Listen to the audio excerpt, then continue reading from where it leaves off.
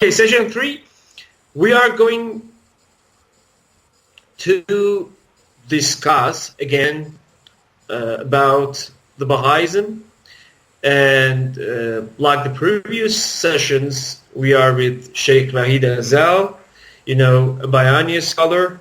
Also, he is, scholar of religions and story of religions. But we want to devote this session totally to investigating the mafia structure of the Bahaism.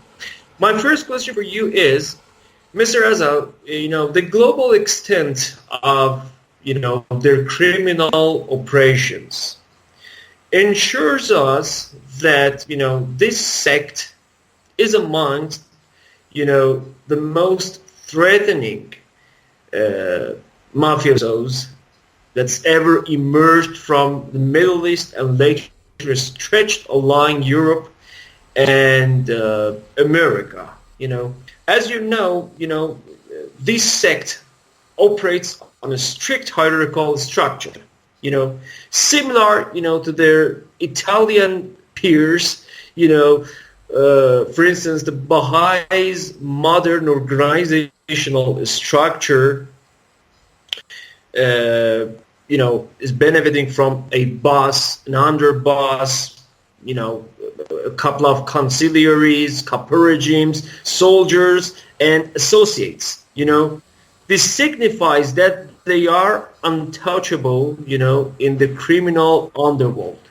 So, my first question for you in particular is, given the three main mafia style, that operate worldwide but keep a low profile outside of, their headquarters, to make it difficult for law enforcement agencies to detect, their organized crimes, do you believe that Bahaism, is a hierarchical sect?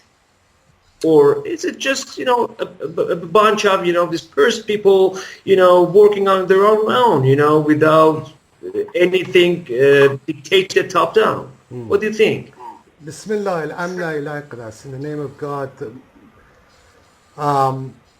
This is a very, very, very involved question. And you could address it from several different angles, but let's look at it from this angle. I would say, to answer your very basic question, that there are two Baha'i organizations. There's the Baha'i organization of the lay people, your average lay believer, whether they be Iranians or non-Iranians. But then there is the administrative apparatus of this organization, which on one level resembles quite closely the kind of Stalinist systems that used to be in place in former Eastern Europe and the Soviet Union, but obviously minus the socialism and devoted to different aims. Within this administrative order of the Baha'i faith, there's also a parallel organization, and it's not even an organization. It's almost like the same reality that you have in certain Western society where they talk about the deep state. You have the deep organization within, parallel to the Baha'i Administrative Order. And this is an old mafia, and also a mafia that is connected to, I would say, the global plutocratic mafia. So they are connected to centers of finance, such as in the City of London, in Wall Street, etc. But they're also connected simultaneously to the underworld. And what's interesting is that a lot of sociologists of the deep state now have come to the conclusion linking deep states and the underworld together, wherein the state, or rather the parallel state, is just a continuation. It is the underworld. It is a continuation of the activities of the state itself. So in the context of the Baha'i Administrative Order, the same thing is going on. So what this means effectively is that the elected membership of, for example, the Baha'i Administrative Order, from the Universal House of Justice to the LSAs, NSAs, and even the counselors, are not the real string pullers, are not the real puppeteers of this thing at all. It never have been. This is just a facade. there is old money involved, but there's also, like I said, international actors involved. And, I've mapped out some of this information that was available publicly on the internet to map out, but there's more trails to follow up, and there's obviously more going on.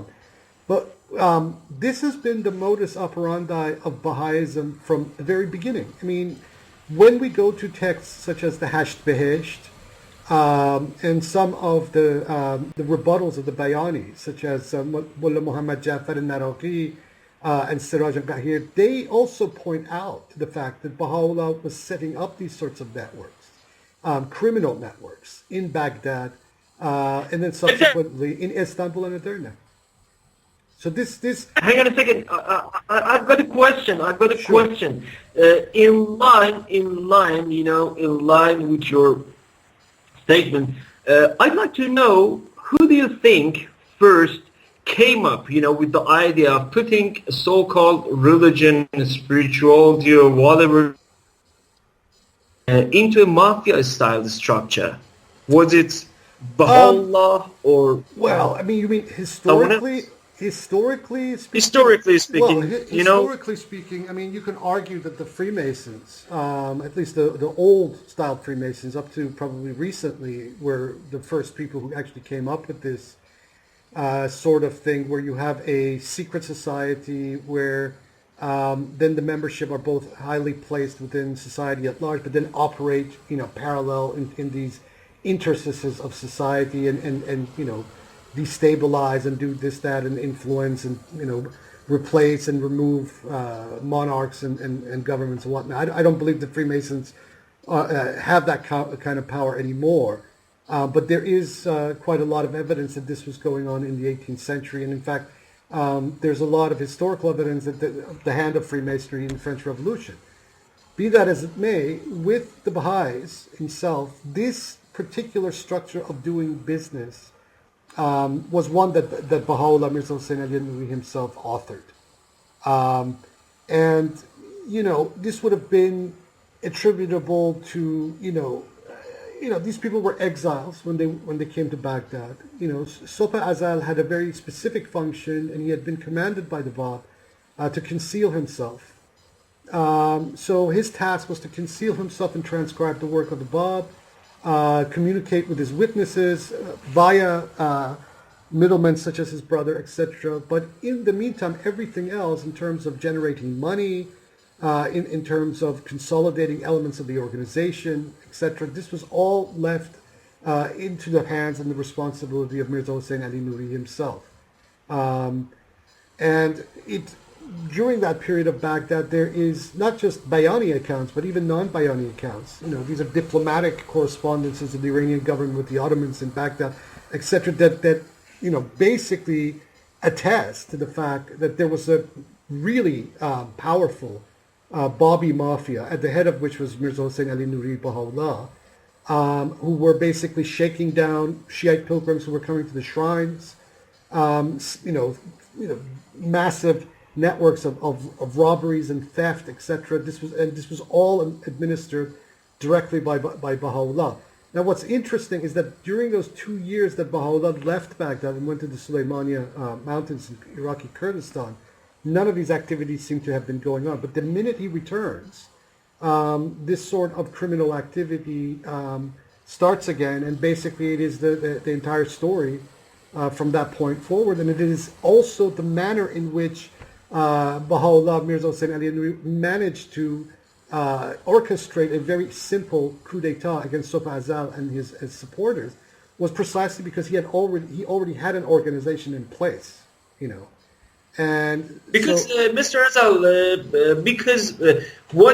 it's very interesting, because what you're saying now is actually contradicting what your uncle said, because he said in his famous seminal paper, Fundamentalism in Baha'ism, he says, Baha'ism at its core is all about one thing, freeing ourselves from any sort of authority, and the message of Baha'u'llah was, to free people from any sort of authority, from any sort of, government, any sort of, leadership. Look. Do you stand by? Do you still stand by your belief that it's 100, wrong? 110%. One call is wrong, outright wrong, about a lot of elements of early Baha'i history. I mean, one of the most glaring partisan elements of Juan Cole's scholarship is that paper he wrote about the Azali Baha'i crisis of 1866, 1867, where he just basically used only Baha'i sources to delineate what actually happened in Edirne when this Fetneh Ceylan, the direful mischief, broke out. He didn't quote any Bayani sources. He didn't play any objective, So Juan Cole's assessment of Baha'i history, in my opinion, is very biased. I used to be friends with Juan Cole, but my assessment of Juan Cole is that he has not managed to break the taghut of Baha al-Afaq within himself, so he's still under the spell and delusion of all of this stuff. But the real historical evidence, the critical historical evidence, not just from the Bayanis, but also from non-Bayanis, attests that Baha'u'llah was writing certain things in his tablets and in his books, but on the ground was acting in a completely different way. That this guy was setting up a cult, a very authoritarian cult. The closest parallel that I can draw. You mean from the very beginning? From the very beginning, before he even made the claim. And this is from the period of Baghdad. And, Juan Cole knows about these sources. He knows, and he's known about these sources for 20, 30 years. But because of his emotional connection to Baha'ism, because it was, part of his idealistic youth in his late teens and early 20s, when he was still a hippie, he hasn't been able to break this taghut within himself. Even though, he came and became a Baha'i as a non-Baha'i, whereas I myself was born into a Baha'i family. So I have a better insider perspective about a lot of these things, including textually, I might add, these days, than Juan Cole does. And, if the situation or the circumstance ever arose to debate these issues one-on-one with Juan Cole, I would love the opportunity, because I think he's so wrong on so many different things and on so many different levels. And he engages in the same kind of woolly silences and sleights of hand that he accuses in a lot of other people. McEwen picked up on this with Juan Cole back exactly, in the because 80s, Dennis McEwen also picked up the same issue. He also argues that from the very beginning, in the very beginning, Baha'ism was just, a project. A spirituality, projected into some, esoteric aspects of Islam, Shia Islam, and nothing more, nothing beyond that. He said, the Baha'u'llah's message was not purported, to become something that big, to become something like a hierarchy or administration and stuff like that. But I'm interested, in finding out how people, got into that sect, because, as you said, in previous discussions that we had, also, elsewhere, time and again, you've written and said something about Baha'ism, which upset the Baha'is. Yep. You said, glorified by, Anglo-Saxon, Western media, hounded by law enforcement officials, marked for death, by their enemies, mobsters, live violent and often, brief lives, they say that it's tantamount to martyrdom, but it is very interesting. You said similar to the mafias, they also have their own secret rituals, complicated rules, and tangled webs of family loyalty. Omerta, the codes of Omerta and loyalty. and what you know, Baha'ism does, and what law enforcement agencies have done, you know, to stop them, actually went nowhere, you know, because we know something about, you know, the Baha'ism. Well, as you know, I tell you, the power, Mr. Azal, the power that, you know, the power that the Baha'is have resides, you know, in their control and exploitation of their community. The concept of family, power, respect, you know, are fundamental to understanding the dynamics of the Bahaism. Is that true?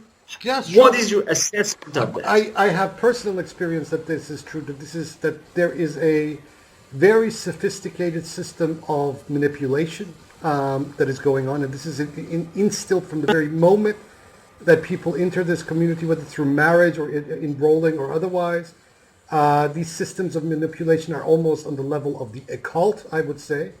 But they exist, you know, and they utilize them quite effectively, and they have been using them quite effectively since the Akar period.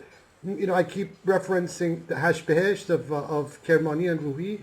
They underscored this stuff, you know.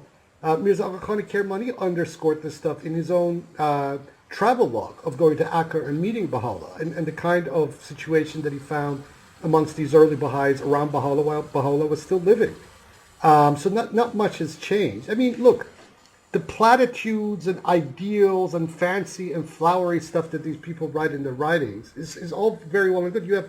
We have thousands of experiences of cults around the world during the 20th century, and even, you know, right now in the 21st century, that have made the same assertion, but their actions do not accord with their deeds. They preach one thing, but they do something completely else. And then when you look at what is going on with the intentions of their power structures and their elites, it's the same old story. They're after power, and that's all they're about. And all of their teachings and doctrines and flowery words and platitudes are just that. They're there to basically enchant their lower level rank and file, keep them in line, and also attract new blood into the organization. This is all what it's about. But this is capitalism. You know, this is the corporate model. This is what it's not just the Baha'i faith. You know, although the Baha'i faith as a religious organization or a cult is one of the more egregious examples of this. But this is how things are done under a capitalist world order.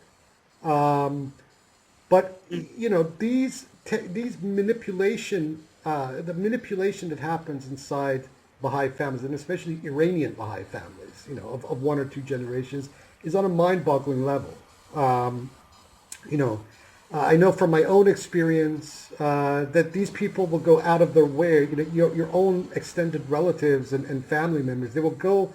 Once, you know, you make that break and there's a real oppositional situation, these people will go out of their way to try to destroy you. And if anyone close kin, like parents and sisters and brothers, attempt to, you know, take your side, they will destroy them as well. You know, and they will go to any means necessary to do this. You know, I believe in my heart of hearts that, you know, circumstances that prevailed, you know, for my family on the Gold Coast in Australia back in 2009, there was definitely a Baha'i hand in it.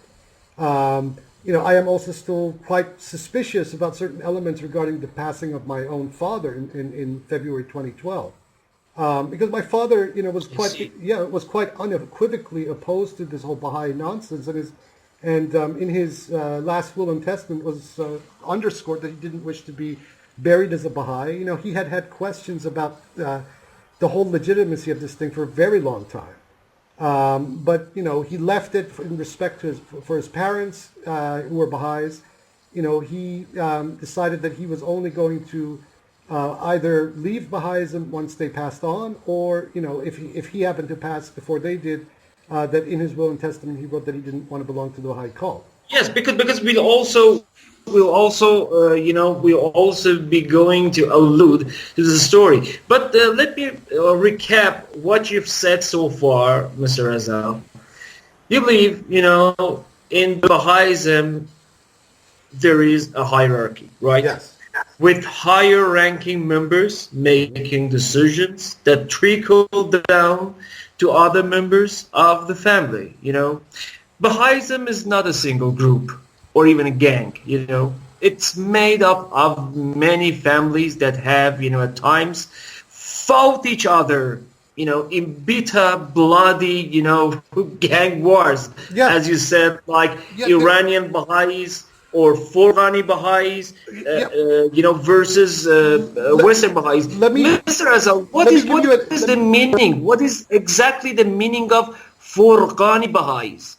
Who are Afghani Baha'is? The Afghani Baha'is or the Muslim Baha'is are Muslim Baha'is, Baha'is of a Muslim background, who are currently within the kind of pecking order of the Iranian Baha'i community, considered by Jewish and Zoroastrian Baha'is to be the quote-unquote, I use this expression quite guardedly, but the Zoroastrian and Jewish Iranian Baha'is considered the Muslim Baha'is to be the niggers of the Baha'i faith, as it were, okay? So they've been overlooked. They've been overlooked and patronized. They deprecate them. They patronize them. They remind them that that their forefathers oppressed them as Jews or Zoroastrian. This is also in contrast to the actual behavior of real Jewish Iranians and real Zoroastrian Iranians towards the Muslim majority of Iran. But once they become Baha'is, it's just they turn into complete monsters. Now you mentioned something that I think is quite important. That there's gang wars. In the Baha'i, in the history of Baha'ism. And I would argue, and there's quite a lot of evidence to this end, that the death of Shoghi Effendi in 1957 was precisely one of these episodes. And that this man was murdered. He was murdered by the gang that basically subsequently took over the apparatus of Baha'ism, who were mainly Western Anglo-Saxons. Because Mr. Azal, it's also speculated that Shoghi Effendi was also killed at the behest of his own wife. Because I want you to elaborate first on the first schism inside the Baha'i families that led to a gang-like war. The dispute, between Khadimullah and Muhammad Ali versus Abbas Effendi. What was all about? Because Khadimullah was apparently a confidant, to Baha'u'llah, and he was of such a magnificent and particular stage among the Baha'is, who should have been considered, with respect, but he was pulled down, by Abbas Effendi, because he stood by Muhammad Ali, and he said that Abbas Effendi actually ruled out his own father's will and testament. Would you please tell us a little about that? Baha'u'llah's Kitab Ahdi, his will and testament. And there's also another document that the families of Baha'u'llah claim. They call it Lohe Vasiyat Heykal. There's two documents, and this one I haven't been able to read. But anyway, Baha'u'llah appointed his two sons, Abbas Effendi, the oldest son, as Ghusn Azam, the supreme branch, and the younger son by another wife as Ghusn Akbar, which is Muhammad Ali.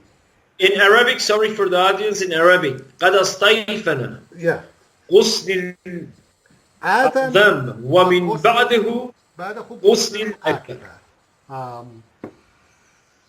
But the fact of the matter is that upon the death of Baha'u'llah, which incidentally according to Siamak Zan's mother, was as a result of typhoid, that Baha'u'llah actually died of typhoid in Acre. It's one of those facts, and that he was buried without the permission of the authorities of Acre, and they actually discovered Baha'u'llah's. Siamak's grandparents were at the deathbed of Baha'u'llah, and right? Apparently they were at the deathbed of Baha'u'llah, and he died of typhoid. there was some kind of epidemic at the time, and Baha'u'llah caught it, and that this is what he actually died of. And the family buried him in haste, and then there was a big brouhaha between the family and the Ottoman authorities there in Akkar. Anyway, in his will and testament, he had appointed these two sons by two separate wives to succeed him. So, Abbas Effendi was to be the first successor, and then following the death of Abbas Effendi, Muhammad Ali was to be the second successor. So Abbas Effendi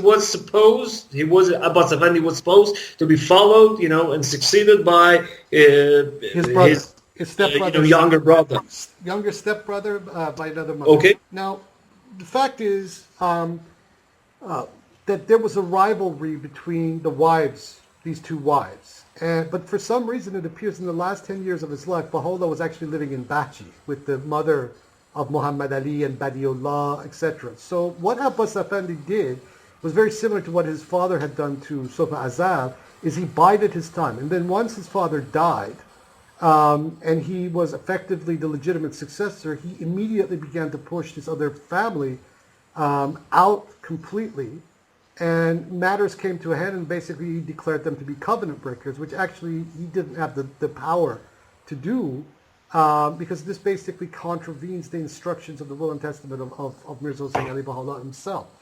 Now, the Abdu'l-Baha'is had to elevate Abdu'l-Baha's role to such a level whereby, he was able to make this kind of call in expelling his own brother who was supposed to be his successor. And there were a few people murdered during this time, one of whom was Nabil Zarandi, who apparently during the early brouhaha that brewed up between Abbas Effendi and Muhammad Ali began to make claims of his own, once again, just as he had made during the Baghdad period. And Abbas Effendi actually sent men to have him drowned. And then subsequently the Baha'is rewrote all of this, saying that he had committed suicide because he couldn't bear to live without his beloved.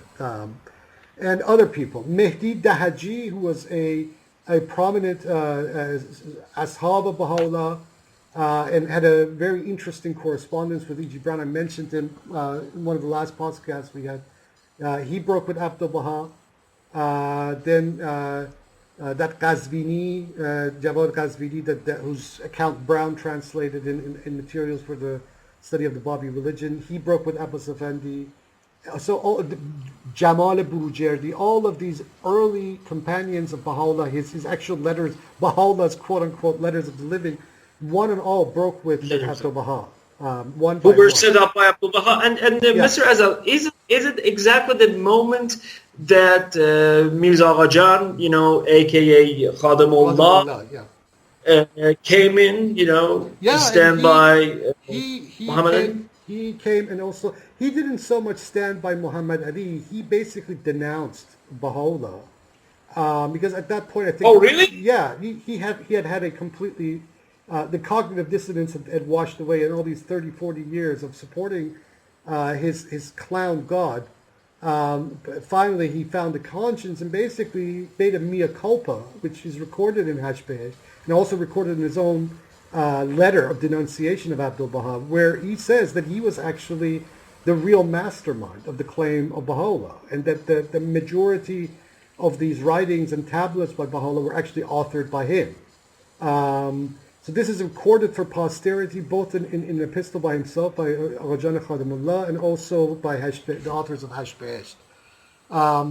At this time, George Khairullah, a Lebanese Christian who had briefly met Baha'u'llah, just in the very year before he died. He was the first one. He was the first one who brought Baha'ism to America, introduced, he brought, the message of Baha'u'llah to the American. He brought Baha'ism to the West, to the United States specifically, and he did this via the organs of the Theosophical Society that I mentioned once before in another podcast, and the various Unitarian universals. They used to be called something else at the time, organs, and he was crafting the Baha'ism as a sort of an initiatic kind of thing, kind of promoting it as a sort of post-Islamic Sufi kind of deal, and found quite a lot of followers. when Abdu'l-Baha, initially in the first few years, was the head of the Baha'i faith, he was promoting Abdu'l-Baha as the legitimate head of the faith. Once he came back to the Levant and beheld the situation, what was going on, and how the other family of Baha'u'llah had been shunted aside, and that Abbas Effendi had basically taken complete control and was actively demonizing this other side of the family. He had his own moment, and he basically broke with Abbas Effendi and denounced Abbas Effendi quite publicly and sided openly with Mirza Muhammad Ali and that side of Baha'u'llah's family. And what happened to him next? Well, he went back to the United States, and a massive schism erupted at that time. So all of the people that he himself had shepherded into Baha'ism basically were divided into two groups. There were the people that followed Khairullah, became known as the Baha'ists, and the people that basically kept following Abbas Effendi, they became what the nucleus of what became later the First National Spiritual Assembly of the United States and Canada. And it's at this time you have a lot of these American socialites starting to get attracted to Baha'ism, and you have some of these people actually going to Palestine at the time to meet with Abbas Effendi, both from the U.S. and from Britain, etc. So you believe that there was scandal that really disturbed people like Khadimullah or George Khairullah. Absolutely, yeah. I can recap. Look, we have your story in a very, very, very short sentence. The violation of Baha'u'llah's message in the Kitab Ahdi, or a book of Covenant. The Covenant, yeah. His will and testament. Appointed Abdu'l-Baha as his successor, but also started that Abdu'l-Baha's younger brother Mirza Muhammad Ali should be below him in rank and also be his immediate successor. Yeah. Abdu'l-Baha disobeyed, this commandment by depriving Muhammad Ali of any kind of rank and replacing him as successor with his grandson Shoghi Effendi in his own will and testament. Although this is also questionable. This is also questionable, and we will be discussing whether. But what happened to Mirza Aghajan in particular? Well, it's not very clear. He dies sometime afterward. He is apparently Abdu'l-Baha had made a visit to Aghajan Qadimullah and beat him at one point. Exactly. So yeah. Is it true? Is it death? By his comrades and followers. Yeah, I think is that true? It's pretty obvious that the partisans of Abbas Effendi may have murdered Mirza Aghajan. He also it is believed that I'm not sure, but one of the Baha'u'llah's one of the Baha'u'llah's sons, not sure what was his name. He says, and it's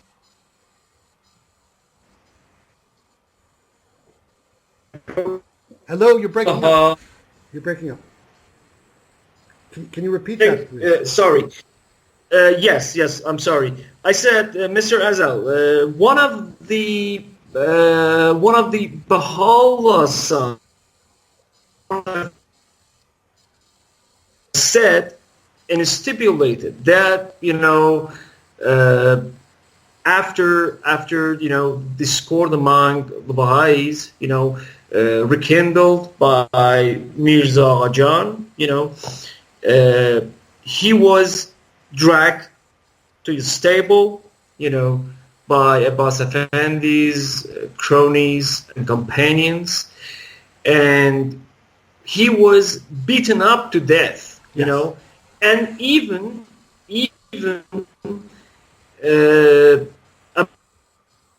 Abbas,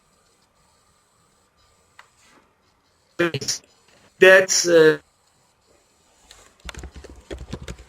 however, you said Khadimullah also renounced his faith and withdraw, in his own way. Yeah. Is that true? Well, he renounced Abbas Effendi. He sided. He renounced Abbas Effendi. He renounced Abbas Effendi. You know, sides, right? Yeah, that's right. Okay. Let's go back. Let's go back to my previous question, Mr. Azal.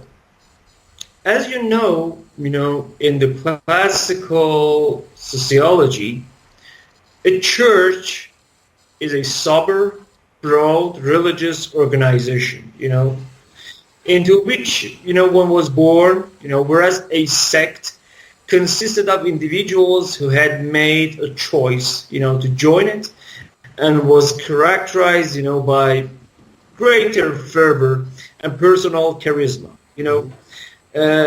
my categories, consisted more, of a descriptive catalog of attributes than of a concise definition. However, mine led to much subsequent, confusion, probably. However, the sociologist, Dr. Berger, wrote his dissertation on the Baha'i faith. Yes. He argues that it demonstrated a shift from 19th century Iranian sect, this spirit is present, to mid-20th century American church in its, increasingly routinized forms. The spirit is removed. However, neither, the presence or absence of the spirit nor degree of organization and institutionalization, have been seen by most subsequent theories, to be key to the distinction between sect and church. However, I want to say something,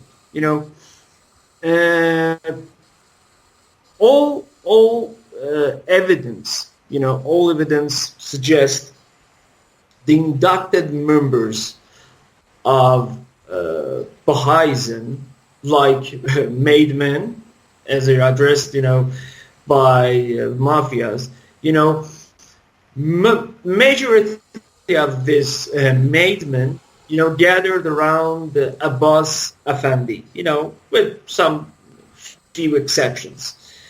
However, Abbas Effendi managed to turn them all to mobsters, officially,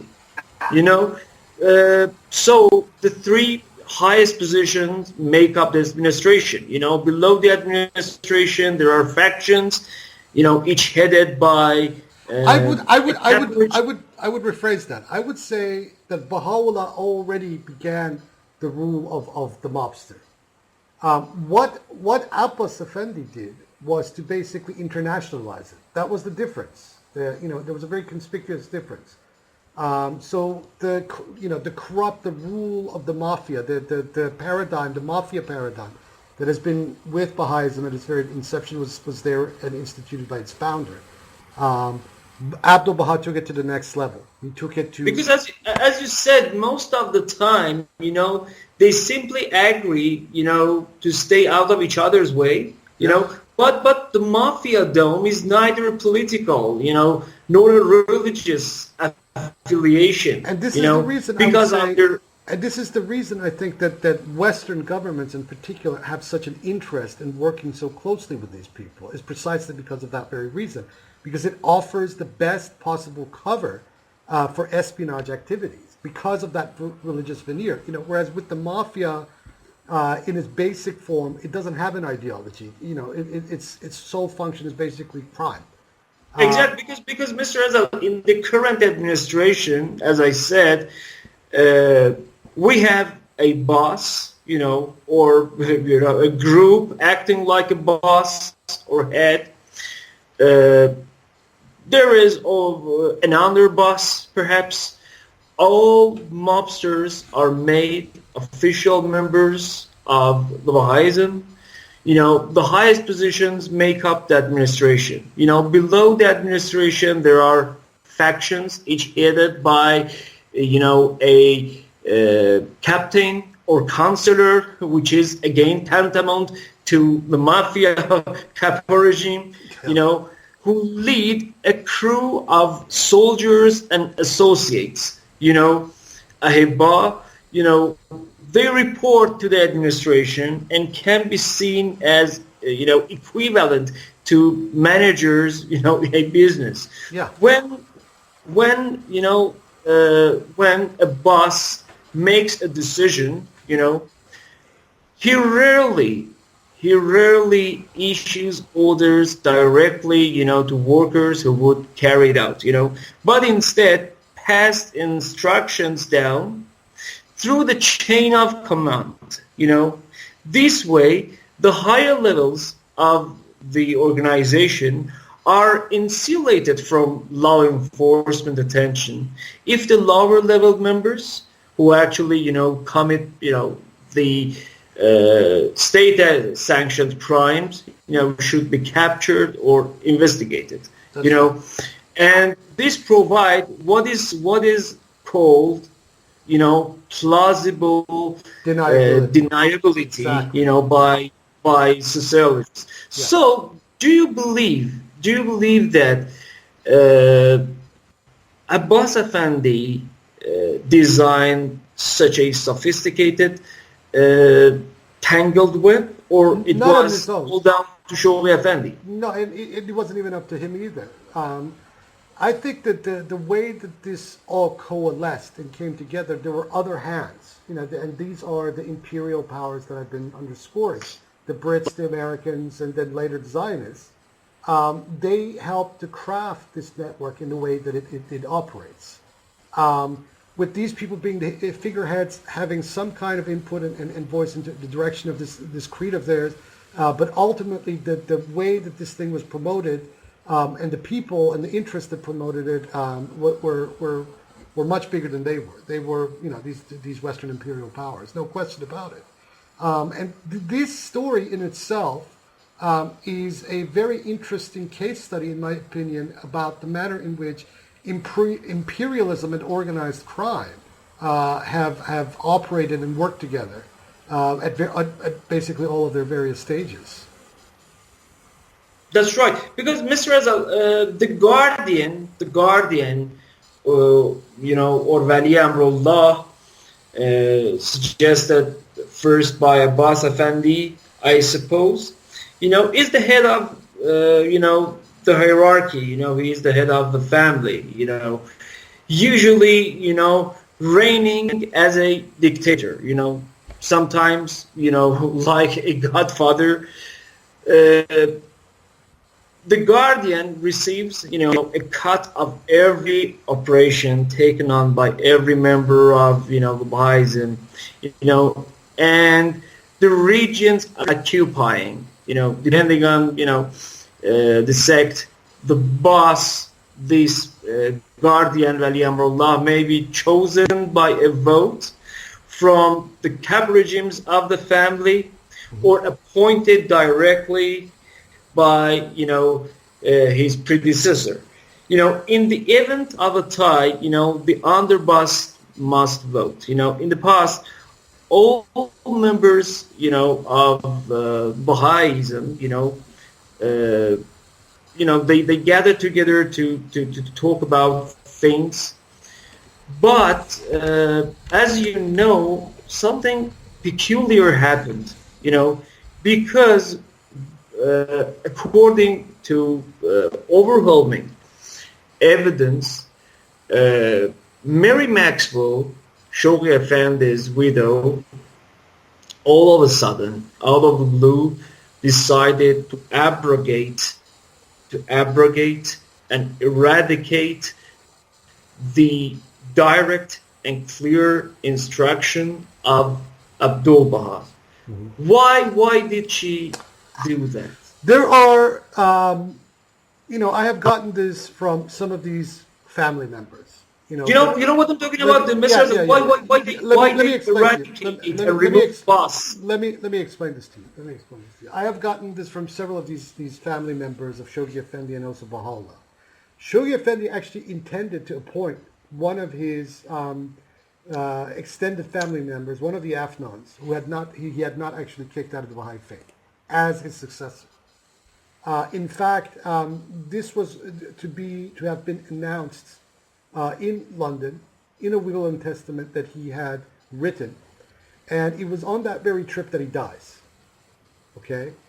And the reasons for this are manifold. Number one, Ruhiya Maxwell had a problem with the family of Shoghi Effendi. You know, I mean, this was this, you know, Canadian upper class socialite who had married this Iranian, you know, leader of this sect in Palestine, with full of problems. You know, a family full of problems. She had a lot of contempt for the family of Shoghi Effendi, and you see this in a lot of in that book, The Price is Pearl, the way she talks about these people.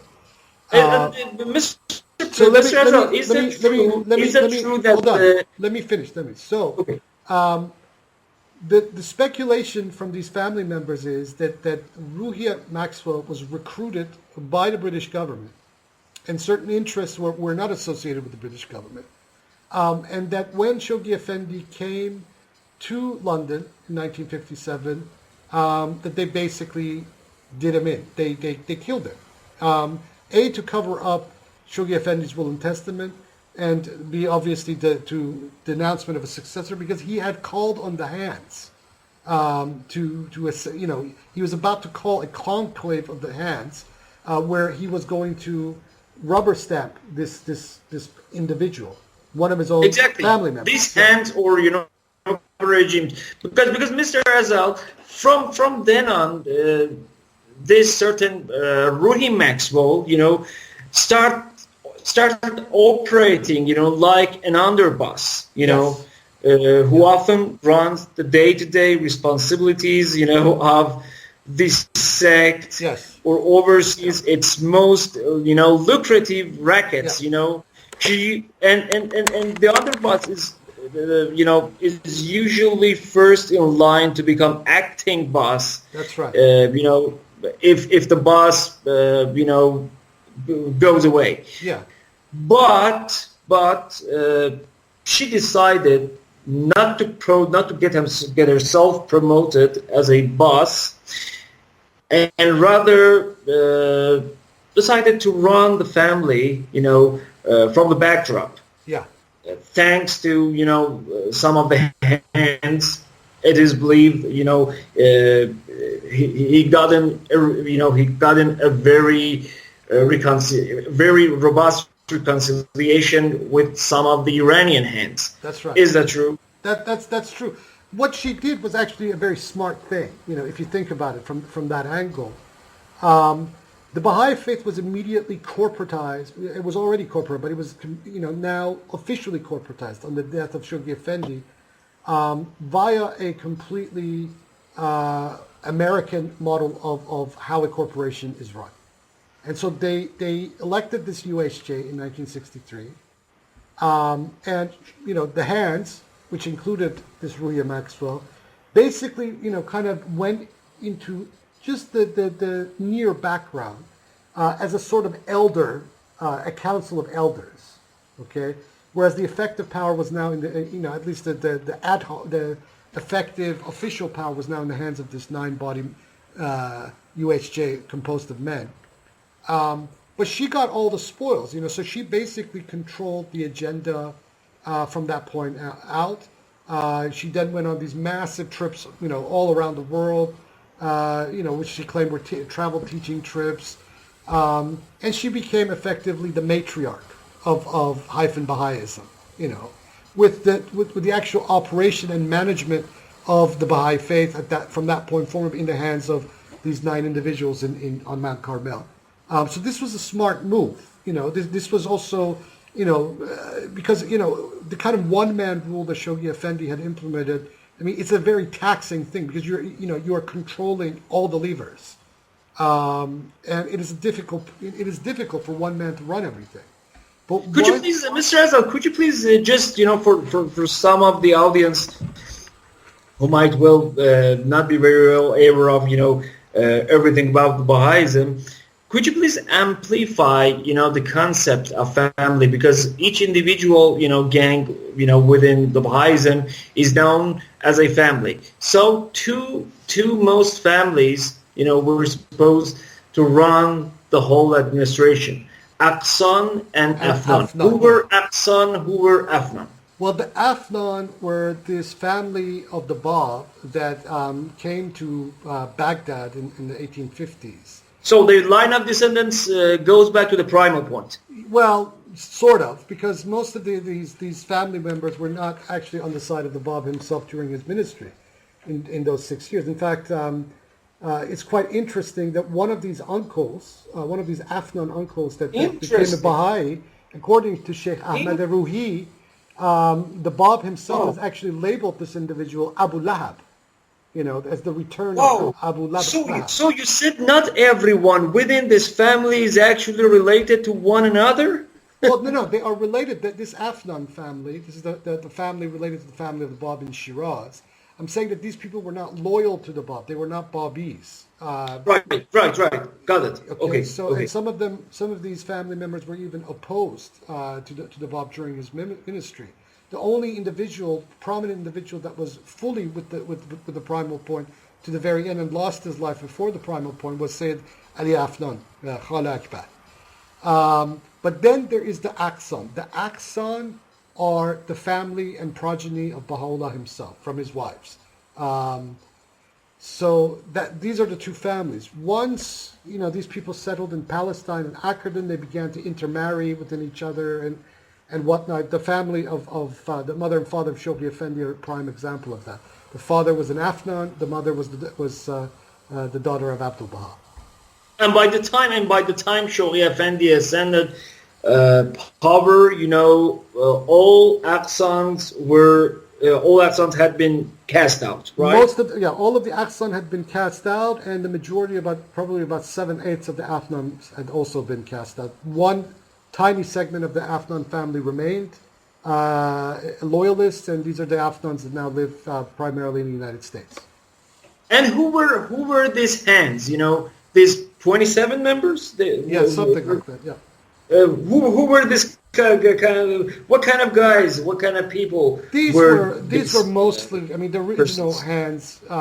People like Zikrullah Khadim and Ruya Khanum. Most of these Iranians were yes-men. Fatah Azam, etc. Fatah Azam wasn't a hand though. Mr. Furutan, etc. Furutan was a Russian-educated pedagogist who was apparently one of the first heads of the Tarbiyat school that Reza Shah endorsed, this Baha'i school in Tehran. Then once he closed it down, then Furutan went to do other things. And then during the 1950s, he basically found himself in Palestine. And on the death of Shoghi Effendi, he became basically a permanent resident of Palestine from that point forward. This guy was very ambitious, but he was a loyalist, and so he was, part of the clique of individuals that Ruhia Maxwell could rely on. The other one was Faizi. Faizi is an interesting character because Faizi comes from a very old clerical religious family. As the name suggests, he's a descendant of Mullah Muhsin Faizi Kashani, one of the eminent philosophers of the Safavid period, and the son-in-law of Mullah Sadra. So that's the family that Faizi comes from. But like Shoghi Effendi, he also educated, at Beirut Beirut American University, right? He was educated at the American University in Beirut. He was another yes man, and from accounts I've heard from quite a lot of people, including from Juan Cole himself, I might add, Faizi was an authoritarian on steroids, and one of the worst amongst all of these hands. Basically a loyalist to Ruhia. The only one that was, obviously not a loyalist to Ruhia Maxwell was Mason Remy. Exactly. That was my next question. Yeah. Tell me about Mason Remy, because Mason Remy, suggested, by historical evidence, was, a super devoted Baha'i. It is believed he was probably the most pious person, inside the Baha'i organization. In as much that Abbas Effendi himself used to call him his son, you know, and Shoghi Effendi used to call him my brother, you know, as well. But exactly, it is well documented that his first salary went directly, you know, to the Baha'i administration. That was something about $29, you know, the first salary he ever gained, you know, because he was in architecture, as you know. And tell me, what happened to Mason Ramey, you know, why he was undermined? Well, Mason Ramey was quite old in 1957. Shoghi Effendi had made him the president of the International Baha'i Council that was supposed to evolve into the Universal. What is that? What is IBC? Could you please tell us a bit about... The International Baha'i Council was one of these ad hoc councils that Shoghi Effendi convened in the 1950s. That was supposed to serve as the nucleus for the UHJ that eventually was formed in 1963. But it didn't last long, right? It didn't last long. It was dissolved almost immediately after the death of Shoghi Effendi, and then they had the elections in 1963 itself for the UHJ. You know, the thing with Mason Ramey is that once these hands came to Haifa, Mason Ramey endorsed the official line about Shoghi's will and testament. Now, you know, it really, you know, one would really love to have been a fly on the wall when these conversations were happening between these people. But not too long after that letter that communique that all the hands signed after the death of Shoghi Effendi, Ramey began to dissent from the majority of these hands of the cause. And not long after that, he proclaimed himself to be the second guardian of the Baha'i faith by virtue of his appointment as the president of the International Baha'i Council. But the fact of the matter is that this was nonsense. There was no way that Mason Ramey could have become the successor of Shoghi Effendi. He was not a Aksan or Farzand Bikr and Darbik, which the will and testament. That's right. Yeah. But before that, Mr. Azal, you know, I'm reading off his very interesting sentence here. I'm reading that to you.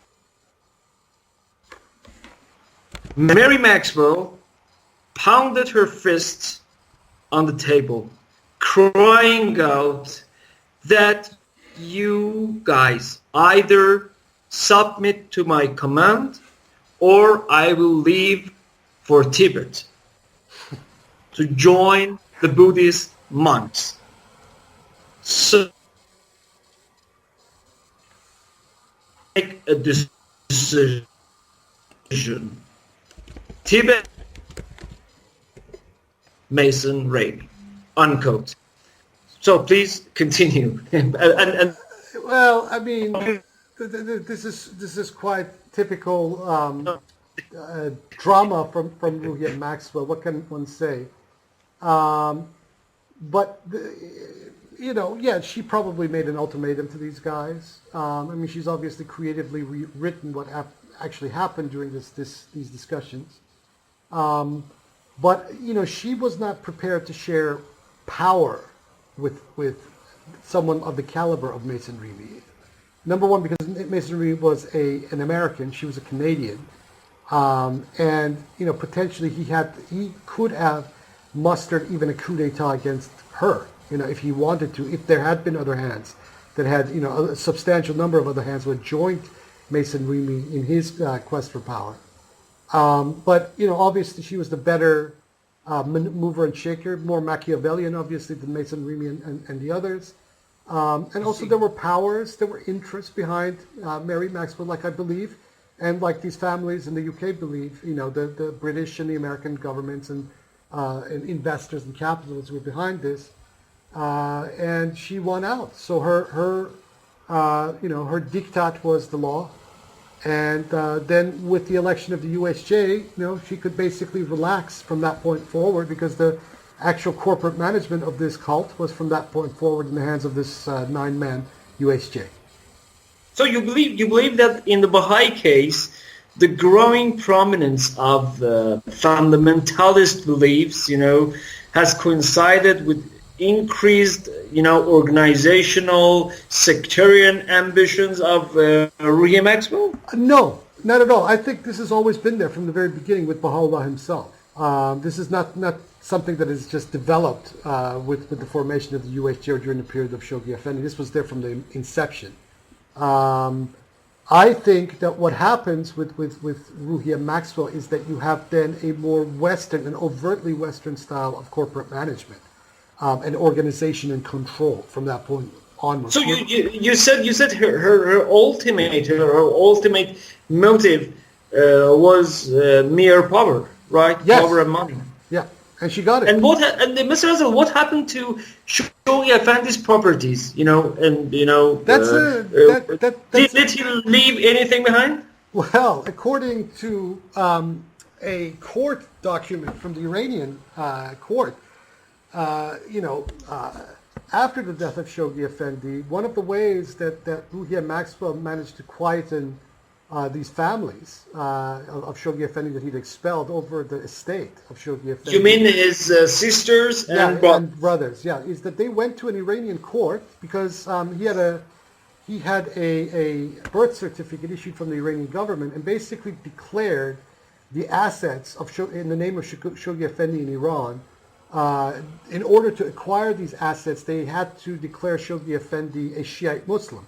So they went to a probate court in Tehran. The documents are there. They've been published a number of times in Iran. They went to a probate court and attested to the fact that Shoghi Effendi was a Shiite Muslim.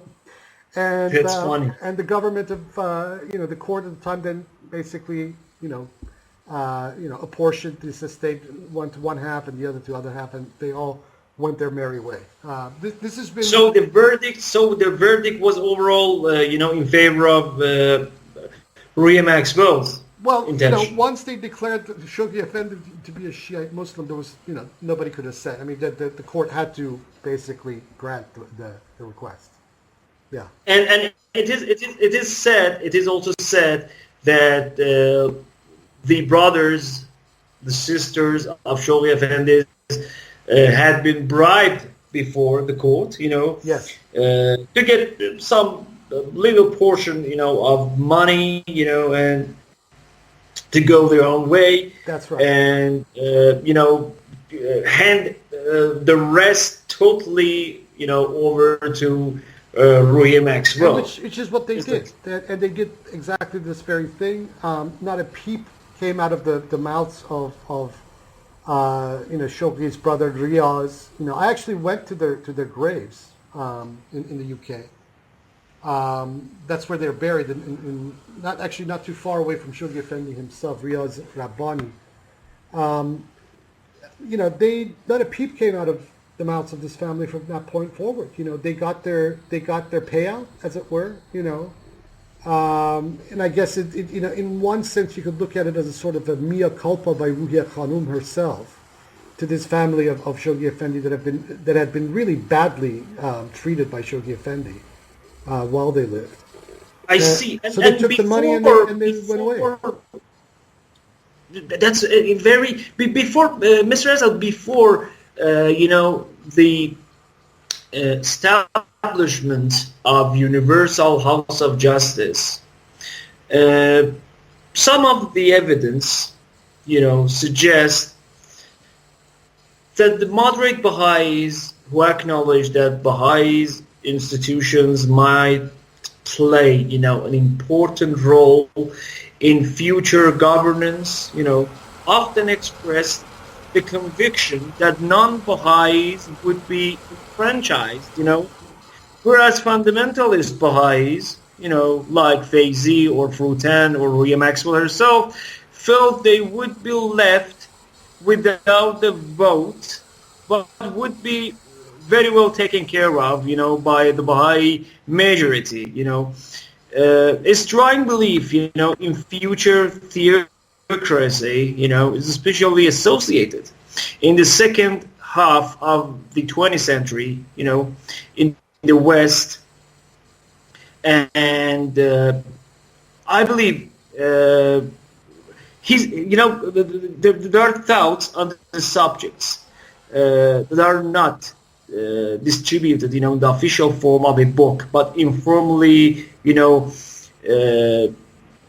they've been distributed, they've been, dispersed, and all around the world. The election to the House of Justice, gave him someone like, David Hoffman, yes, for instance, a powerful platform, Or a Kavian is another one. Exactly, to promulgate the belief, by the 1970s, at least Hoffman's British colleague, on the Universal House of Justice, former actor Jan Semple, who was not a sophisticated man, who also strongly advocated this doctrine, A Baha'i religious publisher once reported, quote, "I recall being in Haifa in the 70s and hearing long talks about this from Jan Semple on how the world was destined to be ruled by the House of Justice, and there will eventually be no distinction between church and state," unquote. Yeah. So how many members of the Universal House of Justice have held the strong form of this thesis? I would say, this is the way I look at it. I think that by the time that one reaches the upper echelons of the Baha'i organization, one has become so cynical that these are talking points. They don't really believe any of this stuff, really. But the fact of the matter is that Shoghi Effendi and at least the agenda of Baha'ism under Shoghi Effendi and the UHJ is one of establishing a global theocracy. This is all in their literature. I mean, you have people like Sen McGlynn, who try to split hairs and say that this is in the writings of Shoghi Effendi and Baha'u'llah. But he's this guy is, in my opinion, delusional. It is right there. It is in the writings of Shoghi Effendi and also in the writings of Baha'u'llah. These people were after a theocracy. It's interesting because the belief also occurred among rank and file of Iranian Baha'is. An Iranian American auxiliary board member. He once told that Baha'is believed that their religious institutions would one day rule the world, but, quote, "we do not speak of it to outsiders," unquote. Some Baha'i officials, including members of, the Continental Board of Councillors, publicly advocated, future governance by Baha'i institutions, often to the dismay of other moderate or liberal American Baha'is. A former office assistant, to Councillor Florence Mayberry, writes, quote, "I became a Baha'i back in 1949 and remained one through most of the 70s. When I resigned, no one asked why, yet I had been active, known by major figures in Wilmot and in Haifa. I felt we were developing a theocracy. Then someone gave a speech at a national convention and plainly said that was our goal. There was not one outcry, not one smidgen of discussion about that. As far as I know, I love Baha'is. I love the universal qualities of the faith, but I, in no way whatsoever, wanted to help build a theocracy," unquote. And she added, concerning the identity of, that speaker in the late 1970s, quote, "I don't remember the year, but it was the counselor Sarah Pereira. This person, an adherent for nearly 30 years, was shocked by the open endorsement of a theocratic ideal at national convention. So, Mr. Azal, Baha'is elective institutions, they say can have both a democratic and an authoritarian aspect.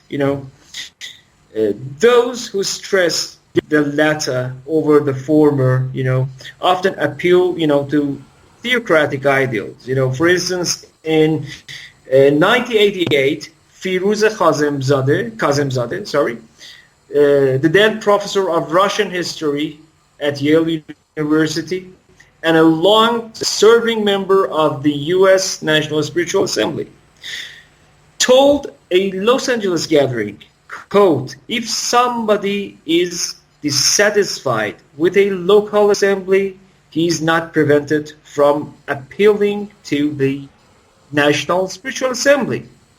It is something else when whispering campaigns or petitions are sent around for signatures objecting to the activities of the institution. That also may be something which is countenanced by American democracy, but has nothing whatsoever to do with the Baha'i faith.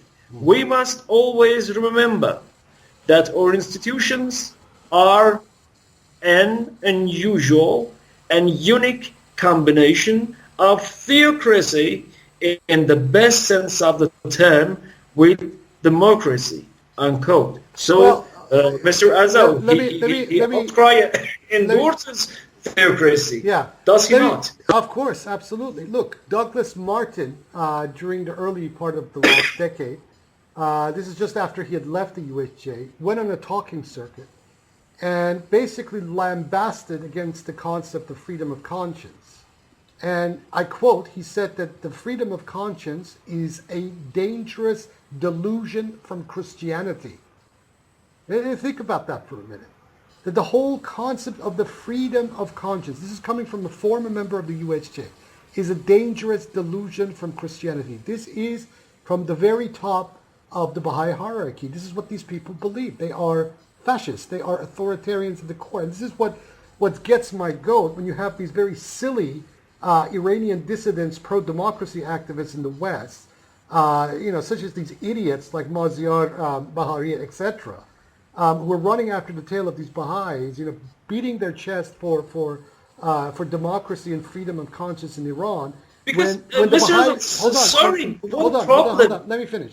When the Baha'is themselves have no notion of freedom of conscience and they are out to create a theocracy, So this is one of the biggest contradictions in the current activism stream, the anti-IRI activism stream is the West, is that exactly that these so-called pro-democracy people, and especially some of these Greens that are in the United States, from Hamid Dabashi on out, these people don't know that they are actually just sleeping with wolves. If you want democracy, freedom of conscience, constitutional government in Iran, the last people that you need to go to are the Baha'is. These people are the sworn enemies of all of these things. In fact, they are even worse than the mullahs that these people are criticizing, because at least Khomeini was very upfront about the kind of government and kind of society that he wanted to create with the book is Vilayat al-Faqih. Whereas the Baha'is, they put the niceties on them, make this smile, they do all the things. They wine and dine these people and talk the talk of democracy, freedom, and human rights. But the fundamental core political theory of Baha'ism is theocracy. And they believe from the horse's mouth, the highest member of the UHJ, Douglas Martin, that the freedom of conscience is a dangerous delusion from Christianity. Whoa. Yeah. Whoa. Because, Mr. Azal, I'm going to ask you a question. I'm going to point out to an incident you are, I'm sure, very well aware of.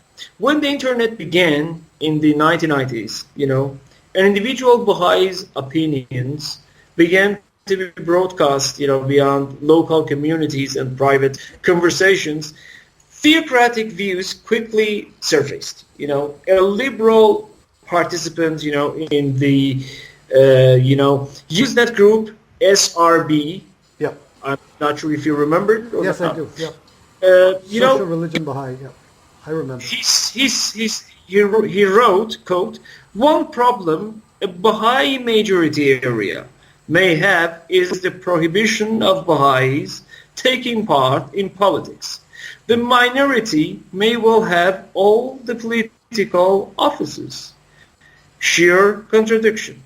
A Wisconsin Baha'i, replied, quote, "But in the Baha'i Commonwealth political authority will be transferred from the current governments to Baha'i institutions. The fact that Baha'is can't belong to the world or the political system isn't really relevant. True, there will be a period when the two systems coexist side by side, apparently in harmony. For how long, we don't know. In a majority Baha'i society, all political, authority rests with the local house of justice and their affiliated institutions," unquote. So I have a question, Mr. Azal, this is very dangerous and which has long been overlooked, by the Western government. They say, prominent Baha'is, they stipulate that, remember that as time goes on the Baha'is methods of political life, e.g. electoral principles, plurality election, eliminations of parties, or adopted the stigma of participation in political affairs would lift. But why nobody gives a damn? Because for obvious reasons, because these people, these Baha'is, serve a useful purpose for a certain clique that is after power itself. That's the bottom line. All this information is widely known. It's not as if that the governments of the United States or these various pro-democracy activists, etc., don't know any of this. They know all of this. This literature is all out there, but they choose to overlook it. And this is an alliance of convenience that they have with these cultists because they're after power in Iran, and maybe somewhere else as well after Iran. But at the moment, they are after to topple the Islamic Republic of Iran and the rule of the clerics and replace it with something else, with the Baha'is being positioned into power. And this is something that the Baha'is themselves have been after for a very long time, from the time of Baha'u'llah himself. Arguably the assassination attempt of Nasir ad-Din Shah, which was actually masterminded by Mirza Hossein Ali Nuri Baha'u'llah himself, was his attempt at the time to try to steal the Iranian monarchy, to maybe try to position himself as the Shah of a Baha'i kingdom at the time. That didn't pan out. So he went for the other option, and that was to, declare himself, the promised one of the Bayan. So this is something that these Baha'is have been after from the inception of the creed, outright political power.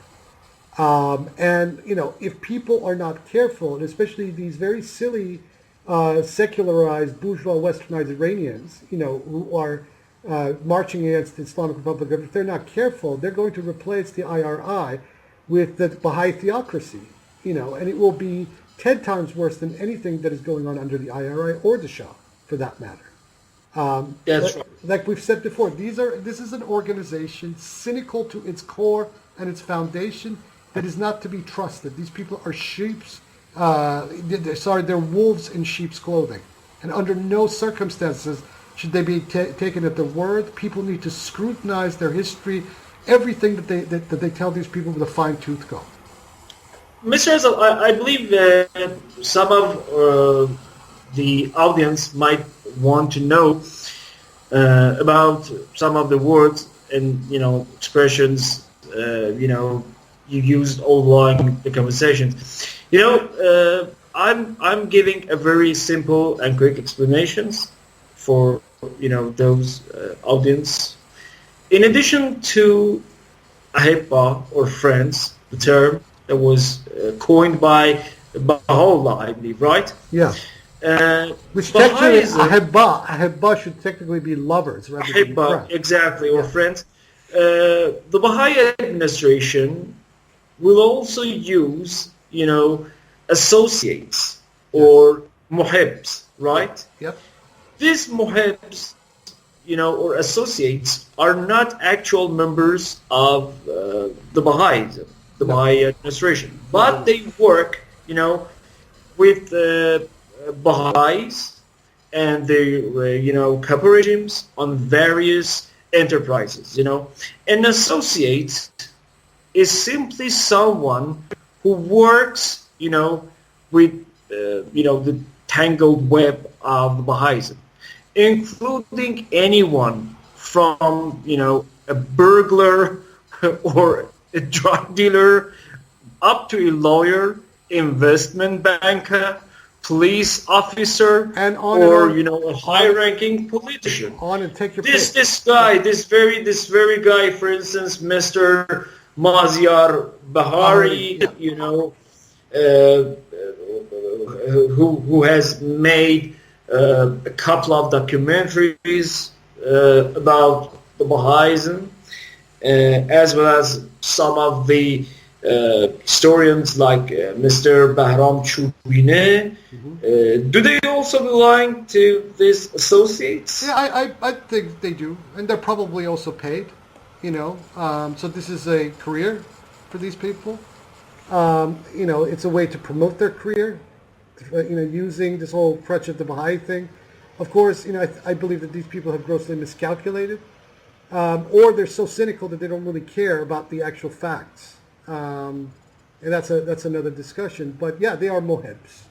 So, and there is one other position within you know, the Baha'i administration that is somewhat legendary. You know, the counselors. Yeah. You know, the counselor is not supposed to be part of, you know, the hierarchy. You know, the House of Justice.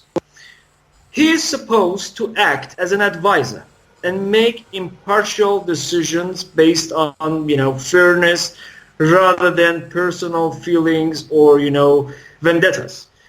This position is meant to be elected by the members, you know, of the organization rather than appointed by, you know, the head or the boss of the institution.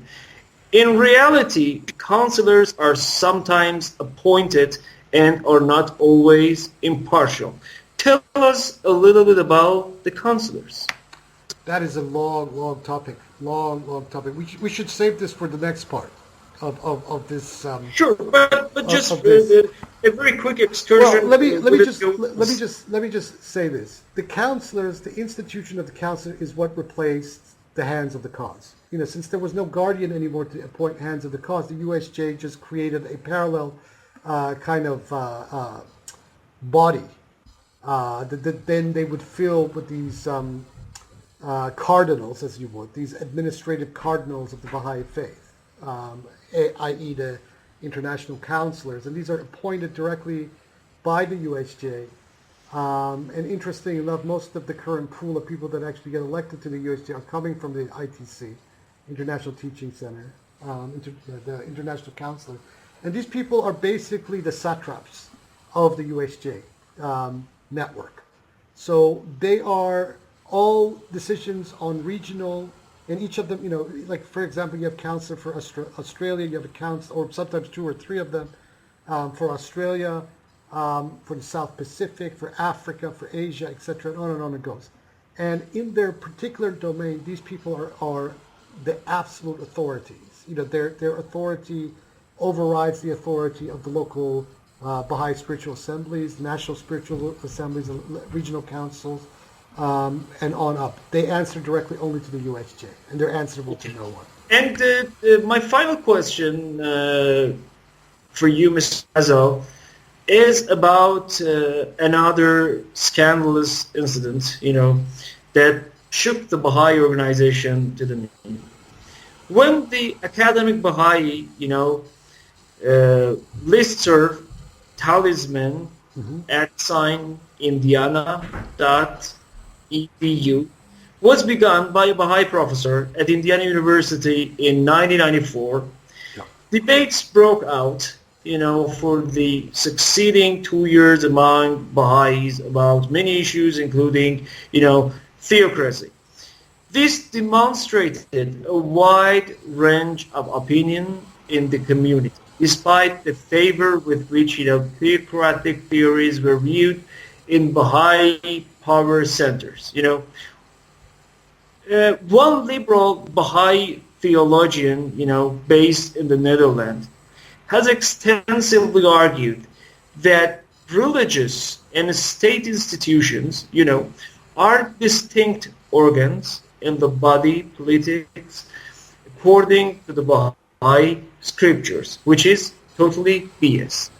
Perhaps, in part, out of frustration that the theocratic vision was still contested,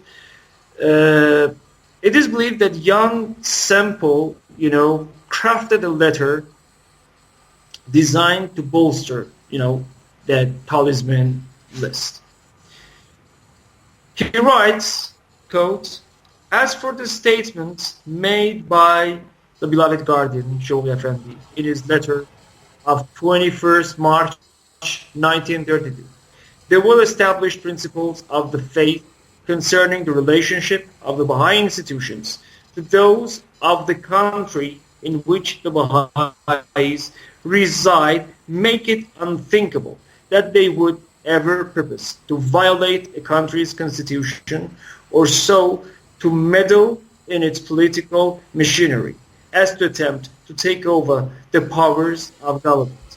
This is an integral element of the Baha'i principle of abstention from involvement in politics. However, this does not, by any means, imply that the country itself may not, by constitutional means, decide to adopt Baha'i laws and practices and modify its constitution or method of government accordingly. So the simple, young simple letter implies that the scriptural principle of, the non-involvement of Baha'is in politics is something temporary, expedient, until such time as they should succeed in, converting a majority of the population in any country, when they could employ, electoral politics to put their system in place of democracy. So, Baha'i fundamentalism, with the invitation of the corrupt mullahs, in Islamic Republic, their parent religion, governmental authority for the religious institution. I want to know, as with, Christian fundamentalism, Jewish fundamentalism, or even Islamic fundamentalism, one key trend is the insistence on divine governance and rejection of its, negative counterpart, the modern secular state. The Baha'i fundamentalism remains, apolitical. Is it really apolitical? No, of course not. Of course not. This is just a talking point that they tell. It's a selling point. That's all it is. And Mr. Azal, sorry, I asked this question to ask you something else, because as I said, Jan Samko, wrote and crafted this letter to suffocate talisman list. Just to finish the first part of our conversation about mafia-like structure of Baha'ism. Could you please tell us a little bit about Taoism on this and its provisions? I joined, I mean, like you correctly said, the list started in 1994. I joined that list myself in February of 1995. And, basically interacted with these, with these Baha'i scholars like John Walbridge, who was the list owner, Juan Cole, and others. Right. And the discussions, by today's standards, are quite tame. My view about a lot of these liberal dissident Baha'is is that these people were quite naive. And were coming... these people, especially Juan Cole, were quite naive. Because this authoritarian nature of Baha'ism is there from its inception. But anyway, this list had some very interesting discussions for the time. It was kind of the cutting edge of Baha'i discussion lists on the internet. And these academics and scholars and people like myself were beginning to, articulate things that we had been thinking about for many years, about the nature, about the, very top-heavy and top-down and contradictory nature of the way that the Baha'i community was being run, that this community was not remotely democratic, but it was a completely totalitarian, actually, not even authoritarian, a political structure within a democratic environment of, say, the United States or Europe or elsewhere. To cut a long story short, these discussions revolved around things like, the critiques by people like Juan Cole over Baha'u'llah's chronology of the prophets in his Tablet of Wisdom. The fundamentalist Baha'is didn't like that. And also whether women could serve in the UHJ, the Universal House, whether it was justified, whether the word Rijal in Arabic that Baha'u'llah had used in his Kitab al-Aqdas was inclusive of women or was not inclusive of women, and so on. And you also partook, right? What's that? You also partook in discussions. I was an active member of that list from February of 1995 to when John Walbridge finally pulled the plug on it in June of 1995. And Mr. Azal, these discussions were, ensued after by some strange and peculiar, consequence. Because some of the members, members faced dire consequences. Yeah, Stephan Birkland, who was a counselor at the time, basically then went and interrogated both Juan Cole through email, and John Walbridge at his house in Bloomington, Indiana, interrogated them like a medieval inquisition about their views, and then the threatening letters from these counselors and also the UHJ started coming to these people. We had another parallel list at the time called Majnoon, and I was basically a lunatic. Yeah, Majnoon, which was the list that the Talisman came out of, and I was basically, telling these academics that they need to stand their ground and read the Riot Act, legal Riot Act, to these Baha'i counselors and National Spiritual Assembly, because these listservs were owned by the universities of number one, Indiana University, and also the University of Michigan, and that that a confrontational style with the Baha'i institution, using the law of the land, was the way to go. And I was also, privy to information from all over the place about what people were doing and the movements and whatnot. And then John Walbridge of Indiana University accidentally, rather than sending this message to the private list, messaged this whole thing to the Talisman at Indiana EDU list. And at the end of which, he was kind of reprimanding me for my inflammatory messages to the Majnoon list, telling these people to stand their ground.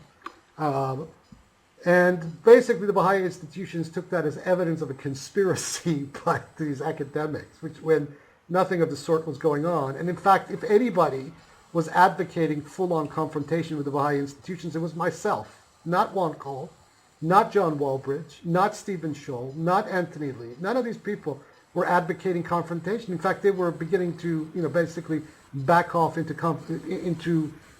quiet. It was me, who at the time was still technically an enrolled Baha'i, who was advocating using the laws of the United States and the protections the universities were granting to these academics, these tenured academics, to basically tell these Baha'i institutions to back off.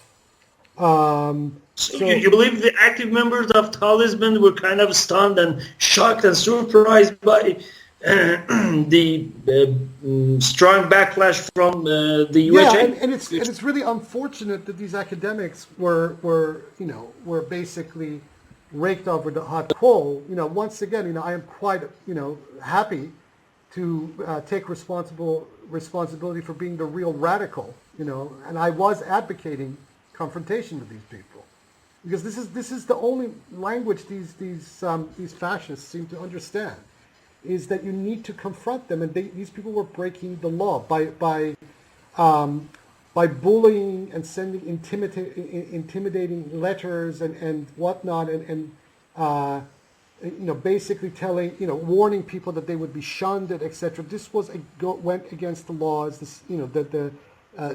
significant aspect of, at the time, maybe not anymore, but at the time, of American legal jurisprudence. And had John Walbridge and Juan Cole and some of the other people on the Majnun list actually taken my advice, I think this would have actually panned out a little differently than it did.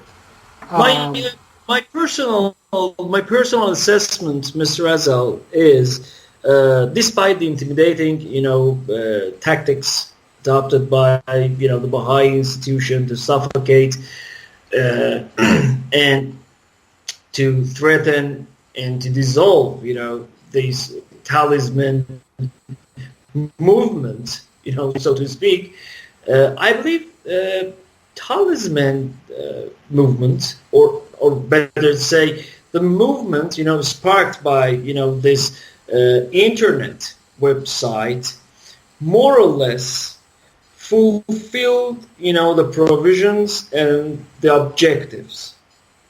To a degree, yeah, I think to a degree it did that. I know based on anecdotal evidence that quite a lot of people began to go into inactivity in the United States, in Canada, in Australia, New Zealand, and elsewhere, and in Europe. But the way I see it is that this organization doesn't really need numbers. It doesn't need its rank and file. So if these people go into inactivity, it doesn't really matter to them, because they are operating in the form of a very tightly knit mafia corporate organization. So if these people go into activity, it's too bad for them. Maybe the veneer of the organization as a religious organization is kind of dropped, but the activities of the actual syndicate itself, the criminal syndicate organization, that is composed of the administrative order on one hand, and this parallel deep AO on the other hand, who's the real string pullers. These have gone apace. Like your own case, Mr. Azal, like your own case, or so many others, the Baha'is believed, Baha'i higher ranking, officials believe, once you are in, there is no way out. Like the mafia. Exactly like the mafia. Like the mafia. Once you're in, you are no way out. Like what happened to your father, like happened to yourself. Who are in charge of doing those inquisition, an interrogation when someone seems to be problematic, who are in charge of doing the dirty job? The counselors, or all of them are. I mean, the counselors are the major, they are the real, the capo leaders. And in fact, in 2006, there was a scandal in India where this counselor, Payam Shoghi, and some of his henchmen were caught red-handed, doing espionage in India, selling, military information that they had gained in India to the governments of Israel and Iran simultaneously. It was was a big espionage scandal that hit India in 2006.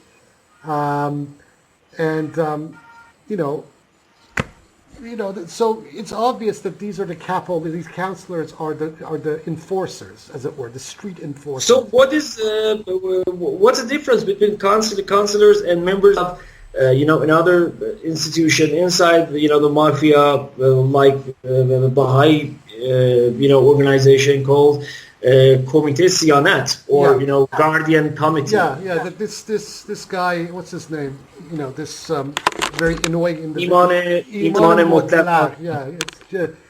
This guy is, something else. But what are they doing? Are they observing? Are they surveilling? Yes, they are acting in the capacities of espionage on the internet.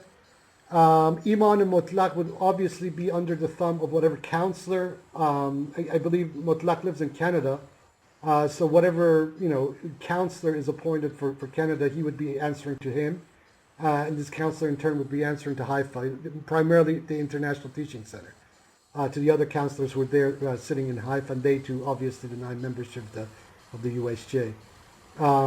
But this is an espionage network. So basically what someone like Iman Motlagh would be tasked with doing all over the internet would be basically to read people's Facebook pages and Twitter accounts, and they would send their own people all around different places of the internet to then bring back information. I mean, Hassan Ershad has had some quite interesting experience. I mean, this Motlagh was even threatening him with death at one point.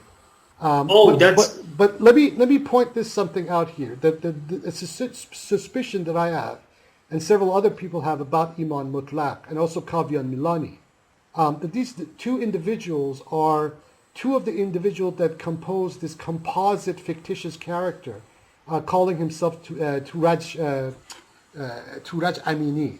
Amini. Yeah.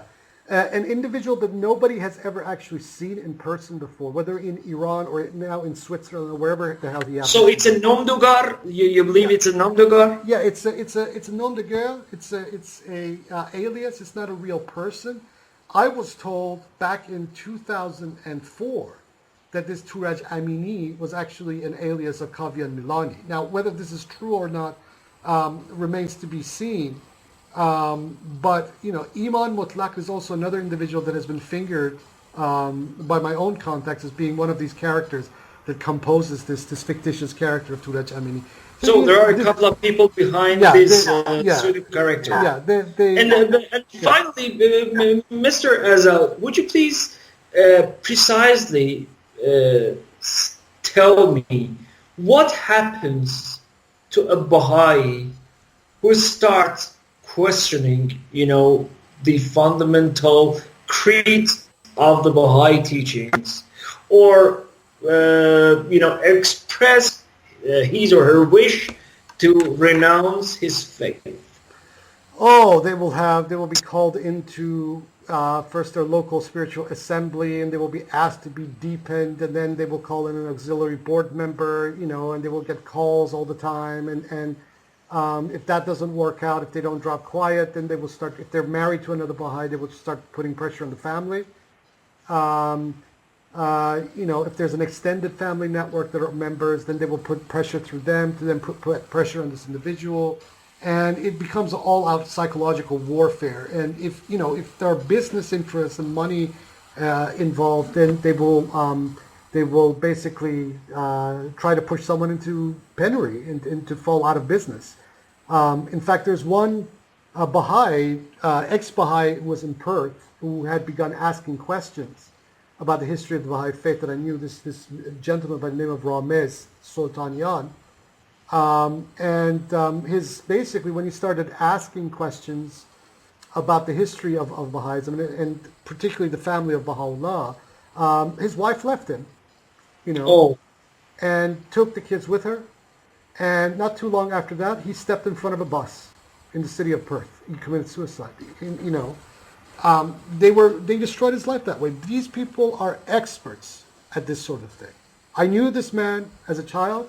He was a very lovely man. I think, if he had dug a little deeper, he would have really found more information about what he was seeking.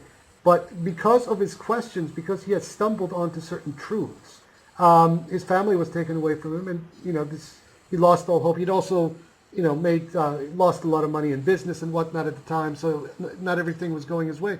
But as a result of his wife leaving him with the kids, he committed suicide. He killed himself. Wow. Yeah. So, Mr. Azal, is that true? Could we conclude that the Baha'i institution, this including this LSAs, NSAs, auxiliary members, counselors, guardian committees, they have one simple and plain message, to the dissidents and those who wish to withdraw or renounce their faith. They say, either shut your mouth down or get yourself prepared for dire consequences. Yes. Is that true? Absolutely, 100%. That is so. That, It that makes is the it modus a operandi. mafia. Yeah.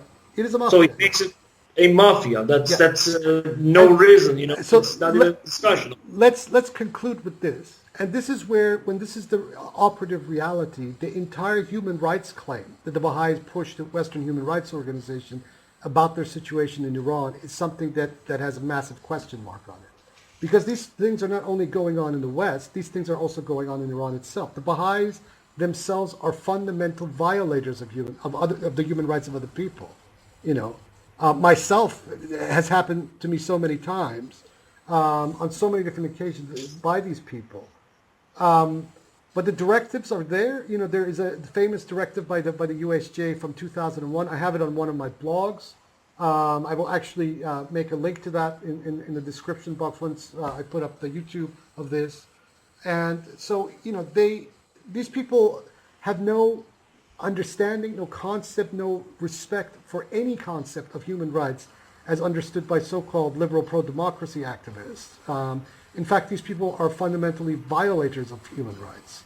So the story didn't end with yourself in your case, because I know your parents were also dragged into the story. My parents were dragged into the story. Luckily, I had two very good parents, and particularly my late father, God rest his soul, who basically stood behind me personally as his son and fought off both my mother's side of the family and also his own side of the family, who were quite fundamentalist as well and closed-minded. But this all took its toll, especially in 2009, which was the year that the global financial crisis really hit Australia. And the pressure of all of this, was just too much for him. But there were some other things that happened, that I shouldn't get into in a podcast like this, that I believe that there, to this day, I will take this to my grave, that there was foul play on some level involved. And he wasn't old then by then, right? No, my father was only 62 years old. He had some medical problems, but, like high blood pressure and diabetes. But, all of a sudden, he was diagnosed with 4th degree cancer. And, within a week, he passed away, just like that. And, there was a difference in my father in the 8-week period. The pictures are there from, one point of the 8-week period to the end of that 8-week period. My father had just aged 20 years practically. And these pictures are there. And then he passed away. And I think, if without wanting to get into any conspiracy theories, my father and his position, and especially that he had finally found his independence with my mother together from these Baha'is, was a thorn in the eye of the Bahā'i Mafia, especially in Australia. So did your parents also, part way with the Baha'i administration? Yes, they did. Yes, they did. Great. Yeah. That was a very courageous act. Yes, it was. It was, they had enough of these people, especially my father. My father had always had questions that, there was just something really off about all of this. And have you ever been contacted by the Baha'is, from then on, because you were a big fish, you were a scholar, you were. I was not a big time and fish. again honored, by the Baha'is. You were addressed as a gifted. I was, briefly addressed this way by, by some of these people in 1995, but this was already the period where I had pretty much taken my distance already from that. What can I say? Occasionally I get contacted by some of these dissident Baha'is in Australia, people that I was already in contact with back during that last decade. And, they tell me that, the situation is just as before and even worse now. And they actually have confirmed that, the enrollments in Australia is almost nil. There are no new enrollments at all anymore. Mr. Azal, what happened to your Facebook profile last year? It suddenly evaporated. Yeah, it was basically, I was given these bans, and subsequently I found out, it is a very interesting situation, that these Russian fascists, or these supporters of the Russian fascists that I was entangled with at the time, and the Baha'is had joined forces on Facebook to basically try to censor me. And there's a lot of evidence to them. One of these people recently even came out himself, publicly claiming that, his family or he himself had been a Baha'i at some point. I see. So the hands, these cultists, will basically jump into bed with the far right, neo-Nazis, Russian fascists, you name it.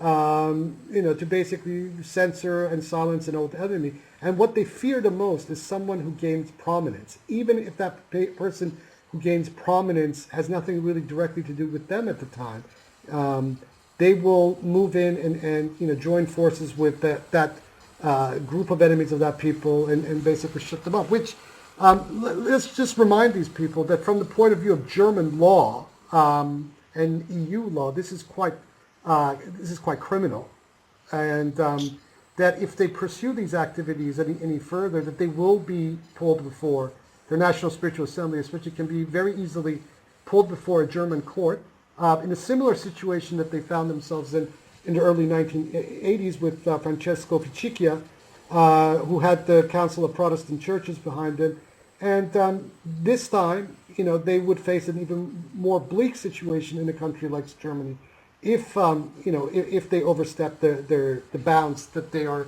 not allowed to step over per the criminal law of this country. But nevertheless, they do these sorts of things. They act in the form of plausible denial. So they have people from the Baha'i Agency in some other countries and other jurisdictions committing these sorts of criminal activities, the trolling, the defamation, the libel against dissidents and whatnot. And this is how they get away with it. And Mr. Azal, just for the record, do you still stand by your statement that you once told me, in person, that Amanat's brothers, aka Abbas and Mirdad, against all evidence, that are nowadays, that's nowadays spreading, and roaming around the internet. Do you stand still by your statement that both of them were once dissidents? Yes. And also came in so far as to renounce unofficially their faith, yes. in case of Mirdad, and officially in yes. case of Abbas. Yes. Do you still by your statement? Absolutely, 100%. I was there. I know the statements that were uttered. Look, I like the Amanat family very much. I don't like the brothers all that much, but, their parents were very, very lovely people, especially Musa Amanat, who was a real living treasure of a human being, just a good person that he was. And, it was actually through the late Musa Amanat's introduction that I got to meet Hassan Yarchater in New York in 1998. He was the one who gave me the introduction to Yarchater. But in contrast to what the Baha'is, what the Baha'is are saying nowadays, definitely and positively Abbas Amanat had been excommunicated back in 1982.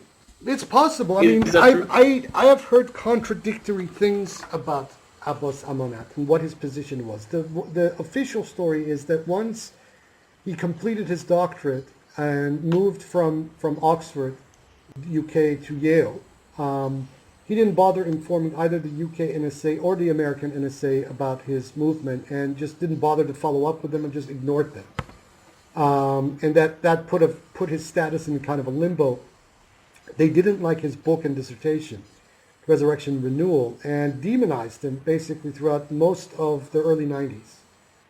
That subsequently changed for some reason, whatever to do with the internal politics and, of the time in the Baha'i cult. But in the last at least 10 years, if not just slightly longer, Abbas Amanat himself, who was for quite a long time considered to be a silent dissident and to the whole Baha'i regime, was suddenly, you found him, being given a speaker status at this conference in Toronto in 2011. Then, he's being interviewed by the Voice of America. He's being interviewed on behalf of the Baha'is. And I found this quite strange, because this was not the position of at least Mehdad and Abbas when I knew them. Because Mr. Azal, I think, something happened that's a little bit funny. Both of the brothers, wrote two books, as you said. Yes. Abbas wrote Renewal and Resurrection, and Mehdad wrote a monograph entitled, Jewish Identity. Yes. That was about the Jewish background of the Baha'is. Yeah. However, both of books,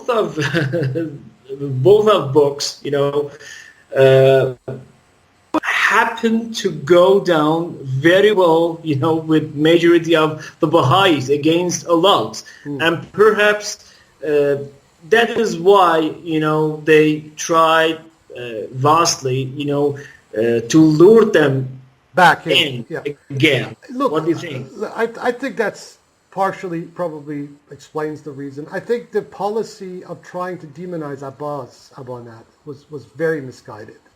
And it did backfire, because Resurrection Renewal, at the time, in the early 90s, that was the only major academic source study on Babism. If you wanted access to McEwen's dissertation, you had to, get it by special order from a university interlibrary loan. His articles were available, but his main dissertation was not. And that Resurrection and Renewal was the only one, Oh, so Dennis McEwen's study came after. No. Dennis McEwen's dissertation was written and finished in 1979, so that's about 2 years before Amanat. Okay. But he never published. He just published that dissertation only in 2008 with Brill. Before that, it was from about 1989, 1990 to roughly about 2000 or so. The only major academic monograph under a single cover detailing the early Babi history was Amanat's Resurrection and Rule. Now that book, today, and I have read that book so many times, I could recite it, but it has so many problems, and there's so many faux pas and so much dodgy scholarship in that book, and then you compare the book version to the dissertation version, which is available, and they're almost different in many respects. But nevertheless, that was the book for its time, and they demonized Amanat, and that backfired. And the first place I realized that the Bahā'i administration or the global Baha'i Mafia was beginning to backtrack on that was in Australia in 2000. I went to the Baha'i House of Worship in Sydney, Monavale, and in the bookstore they had a whole stack of Amanat's Resurrection and Renewal, and that really surprised me, because before that, for pretty much that whole decade, Amanat was the devil in the speech of the majority of these people. And that happened only and solely because he refused to hand over his manuscript to be reviewed by a bunch of people in UHJ. I think it was that, and it was a bunch of other reasons. His father, the late Musa Amanat, wrote this extensive analytical source-based history of the Iranian Jewish Baha'i community that is unfortunate that the Universal House of Justice would not even allow to be published, because he had some very controversial anecdotes and stories about some of these, these sacred cows, especially in places like Hamadan and Kashan, that I guess, the UHJ and the Baha'i powers that be didn't want to get out. And again, for the record, you were Mr. Azad, you were probably the first person, aside from the late Musa Amanat, who stipulated this historical fact that almost nearly no Jewish background Baha'i ever joined the Primal Point. Yes. We know that for sure, that none of, the Jewish background, the Baha'is from a Jewish background, their ancestors... There were no Jewish Babis. No. Never, ever his life. No, there were no Jewish Iranian Babis. No. Go ahead. Go on, please. Go ahead. The Jewish contingency that Baha'ism starts entering at around the late 1870s. That's when this all happens. That's the beginning. And then, thanks, again, for your very insightful points you raised, all along this conversation. I'd like to say and emphasize again that this podcast is the first part, of a conversation about mafia structure, mafia-like structure embedded, in Baha'ism. And we will carry on, with the second part, hopefully, by will of God, in the days ahead, and we'll elaborate on, the incidents, the criminal, acts, and state-sanctioned, moves taken by the Baha'is, directly at the behest of UHJ. Again, I'm very thankful and grateful, for your participation in such a conversation, and we'll be looking forward to receiving feedback from the audience. Thank you very much, Mr. Azad. Thank you very much. See you later. Bye.